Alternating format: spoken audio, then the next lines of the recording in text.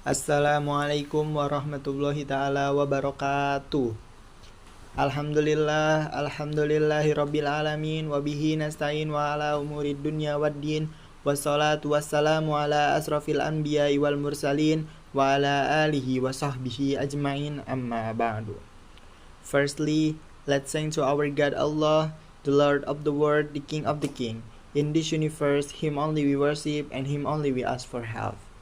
Secondly, salawat and salam may always be given to our Prophet Muhammad sallallahu alaihi wasallam, who has moved out from the darkness to the lightness, from stability to the cleverness.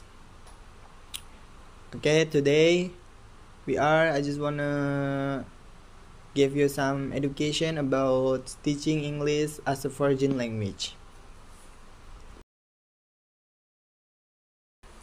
Okay, first of all, we can read the one together. The first part deals with the history of English language learning and teaching and English language education as an academic discipline. In the first part of this chapter, some background information will be provided with regard to the patterns that have been discovered when looking at the past countries of language learning and teaching in Eropa. Jadi di bab ini menjelaskan bahwasannya sejarah pembelajaran pengajaran bahasa Inggris dan pendidikan bahasa Inggris sebagai disiplin akademik atau pendidikan yang disiplin. Selain itu, ditekankan bahwasannya dengan melihat pola perkembangan selama berabad-abad di Eropa, kita dapat memahami konteks histori yang mengaruhi praktik pengajaran saat ini. Ini memberikan wawasan atau dampak yang dihasilkan itu sangat besar. Salah satunya memberikan wawasan bagi guru, pelajar, dan peneliti untuk menentukan arah pengajaran ke depannya. Selain itu, bagian ini juga menyajikan fakta-fakta besar atau fakta-fakta dasar mungkin mengenai sejarah ELT atau English Language Teaching di Jerman sejak tahun 1800, teman-teman. For first material from this part, the German English Foreign Language Classroom as the part of the European education system. Foreign language learning in Europe. In 2014, the European Commission published the result of the comparative analysis of the languages, education, and the training profile of 13 European countries. Di dalam materi ini dijelaskan bahwasannya pada tahun 2014 Komisi Eropa menerbitkan analisis pendidikan bahasa di ke-30 negara Eropa. Hasil dari menerbitkan analisis ke-30 negara Eropa tersebut menunjukkan kemajuan yang sangat signifikan dalam akses pembelajaran atau pendidikan bahasa asing, serta mengimplementasikan strategi untuk meningkatkan kualitas pengajaran. Hasil tersebut, studi mencatat bahwasannya 65% siswa mempelajari 2 bahasa asing, dengan rata-rata 40% mencapai tingkat penggunaan independen sesuai dengan acuan Eropa. English Foreign Language at Secondary Level 1, preparing learners for private and professional lives. Achievable qualification at the different school. Types in Germany.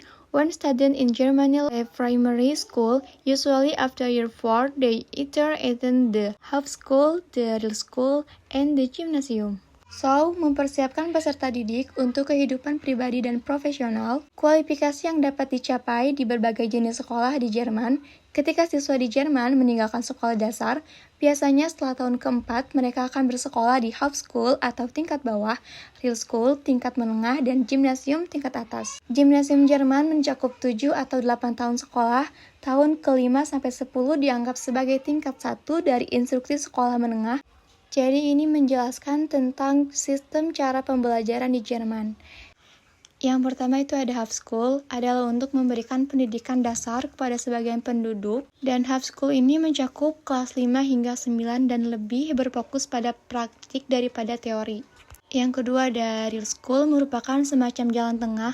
Sekolah ini lebih berfokus pada teori daripada Hauptschule. Dan yang ketiga ada Gymnasium, mencakup tingkat 5 hingga 13 atau 5 hingga 12 dan berfokus pada teori. Nah, di akhir gimnasium ini ada ujian akhir yang disebut abitur. Jika Anda lulus, yang berarti Anda dapat belajar di universitas. Preparing learners for an academic career, English foreign language at secondary level 2, the last two, respectively 3 years of schooling at secondary 2 level of the German gymnasium, comprise productives for advanced academic studies at university. In the English language classroom, but also in other subjects, current world issues as well as classical and modern. Ini menjelaskan tentang persiapan peserta didik untuk karir akademis English Foreign Language di tingkat menengah 2. 2 tahun terakhir atau 3 bulan terakhir, sekolah di tingkat sekolah menengah 2 dari German Gymnasium mencakup propedeutika untuk studi akademis tingkat lanjut di universitas di kelas bahasa Inggris. Tetapi juga di mata pelajaran lain, isu-isu dunia terkini serta sastra klasik dan modern dibahas untuk mengembangkan pengetahuan umum siswa secara mendalam. Soal harapan kurikulum sasaran pembelajaran menurut standar KMK untuk abitur Jerman, tujuan utama pengajaran dan pembelajaran bahasa asing di tingkat sekolah menengah 2 adalah pengembangan kompetensi wacana yang dapat dilihat sebagai kemampuan untuk berpartisipasi secara aktif, kritis dan memadai dalam komunikasi lisan dan tertulis. Okay, for the last material from this part, foreign language education programs in German have changed a lot the last 50 years with regard to the aims, the content, teaching principles, and methods.